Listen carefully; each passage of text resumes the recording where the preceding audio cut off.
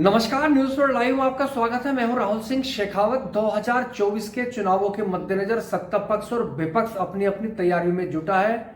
जहां तक सत्ताधारी दल बीजेपी या उसके गठबंधन एनडीए का सवाल है, तो प्रधानमंत्री नरेंद्र मोदी के चेहरे के सहारे वो तीसरी बार जीत सुनिश्चित करने के लिए हर वो काम कर रहे हैं। ये साम दाम दंड भेद अपना रहे हैं, तोड़फोड़, कथित रूप से पार्टियों में तोड़फोड़ यानी विपक्ष में तोड़फोड़ के जरिए बीजेपी में जबरदस्त एक मेंबरशिप ड्राइव ला जाती है।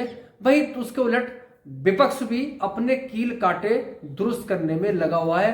और आप जानते हैं कि राजनीति संभावनाओं का खेल है, अनिश्चितताओं का खेल है, और कब क्या हो जाए पता नहीं है। और खास तौर पर विपक्ष की बात करें तो जो गठबंधन, इंडिया गठबंधन है, जो 28 दलों का बनाया गया था, नीतीश कुमार के जाने के बाद उस पर सवाल खड़े हो गए थे, क्योंकि वो सूत्रधार थे और ये लग रहा था कि अब इस गठबंधन में कुछ बचा नहीं है। लेकिन अचानक कुछ घटनाएं ऐसी हुई, अचानक कुछ डेवलपमेंट्स ऐसे हुए, लगता ही है कि नए सिरे से इंडिया गठबंधन का जो शेप बिल्कुल कह सकते हैं कि एक बिखर गया था, वो दोबारा से बनता हुआ नजर आया। खास तौर पर उत्तर प्रदेश में कांग्रेस और अखिलेश यादव के बीच में गठबंधन हो गया, सीट शेयरिंग का फार्मूला तय हो गया है।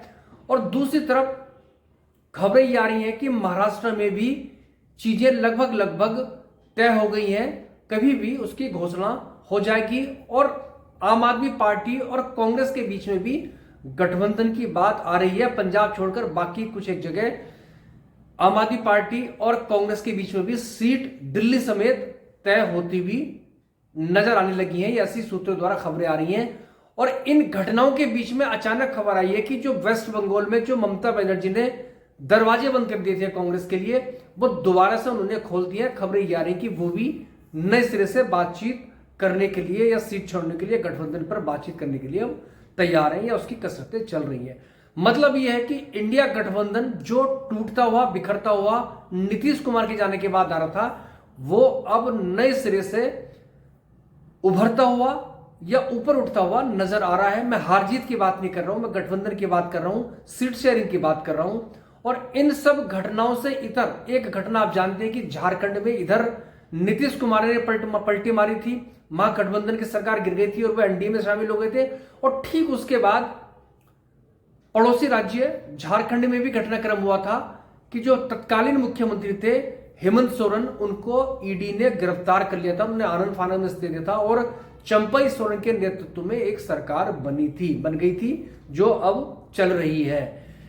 लेकिन जो हेमंत सोरेन का जो रोल था या जो तेवर थे, उससे एक संभावना फौरी तौर पर खत्म होगी कि वो एनडीए में नहीं जाएंगे और वो इंडिया गठबंधन यानी विपक्ष का जो गठबंधन है, मोटे तौर पर जो कांग्रेस के नेतृत्व वाला, वो उसमें ही रहेंगे।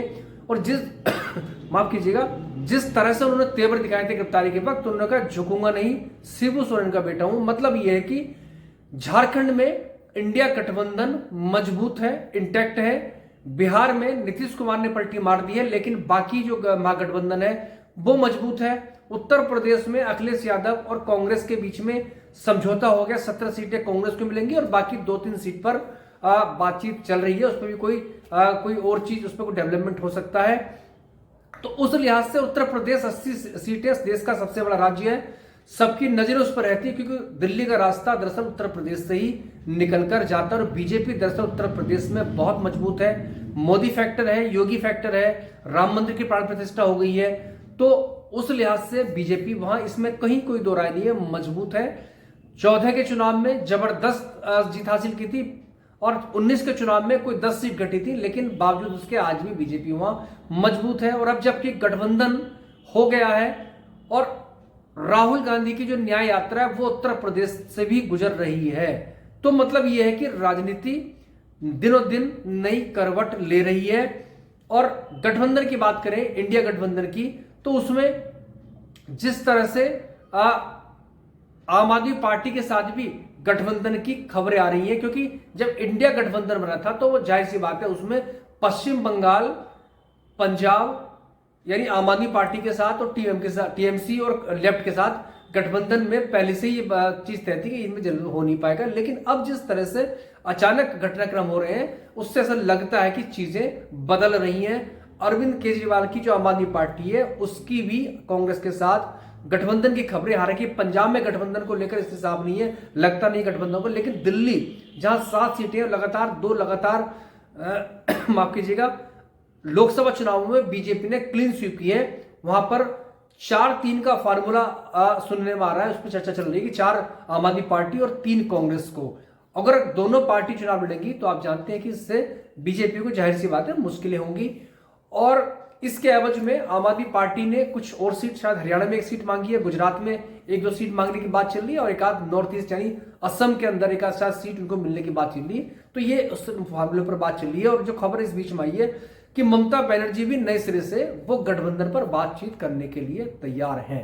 मतलब यह है कि इंडिया गठबंधन भर भराकर गिरता हुआ साफ तौर पर नीतीश कुमार के जाने के बाद नजर आता था, लेकिन अब अचानक इधर उत्तर प्रदेश में गठबंधन हुआ, उधर आम आदमी पार्टी कांग्रेस के बीच में खबरें आई, और इधर महाराष्ट्र के बीच में भी सुना है कि राहुल गांधी और शरद पवार के बीच में फोन पर बातचीत हुई है, और मोटे तौर पर वहां पर कोई दिक्कत नजर आ नहीं रही थी। हालांकि दावेदारी की जा रही थी, चाहे वो एनसीपी हो या शिवसेना उद्धव ठाकरे गुट की हो।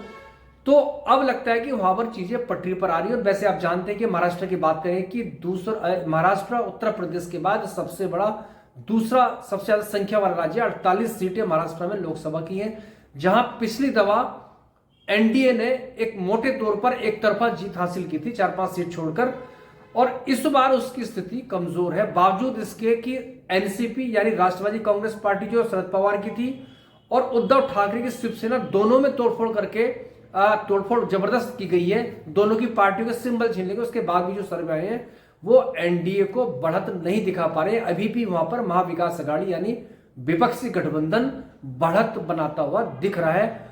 और अब महाविकास अघाड़ी जो इंडिया गठबंधन कभी एक तरह से सब्सिडरी है, उसका सब पार्ट है, वहां लग रहा है कि गठबंधन हो जाएगा। और 48 सीट है, जो भी फार्मूला मोटे तौर पर पहले बराबर था, लेकिन यह भी सच्चाई है कि शिवसेना पहले जितनी मजबूत नहीं है, और एनसीपी उसके भी टुकड़े हो गए। और कांग्रेस की बात करें तो कांग्रेस में एक बहुत मजबूत नेता अशोक चव्हाण, जो 2 बार के मुख्यमंत्री थे, आदर्श घोटाले में कथित तौर पर दूसरी बार जब मुख्यमंत्री थे उनको इस्तीफा देना पड़ा था, वो बीजेपी में शामिल होकर राज्यसभा में पहुंच गए थे। तो तोड़फोड़ की स्थिति है, पूरे विपक्ष को मालूम है कि ये सब चल रहा है, वो आरोप लगा रहा है प्रधानमंत्री ये ईडी सीबीआई के ऊपर। और अब चुनाव इस बीच में लगता है कि मार्च के दूसरे या तीसरे हफ्ते में घोषणा हो जाएगी। तो ये गठबंधन जो होगा सीटों का, मोटे तौर पर एक स्थिति साफ हो गई है। महाराष्ट्र में इंडिया गठबंधन में कोई दिक्कत नहीं है, बहुत ज्यादा दिक्कत नहीं आएगी। उत्तर प्रदेश में हो गया है, झारखंड में दिक्कत होने की स्थिति नहीं है, और हरियाणा में भी चूंकि अगर आम आदमी पार्टी और कांग्रेस का समझौता होता है वहां कोई दिक्कत नहीं आएगी। पंजाब में जैसा पहले से लगता था, अनुमान था कि कोई ना आम आदमी पार्टी चाहती है ना कांग्रेस चाहती है। और उसके अलावा साउथ की बात करें तो तमिलनाडु में कहीं कोई दिक्कत नहीं है, क्योंकि कांग्रेस की गठबंधन सरकार स्टालिन के नेतृत्व में चल रही है। और महाराष्ट्र में कांग्रेस की, एनसीपी की और उद्धव ठाकरे के नेतृत्व में सरकार रही है।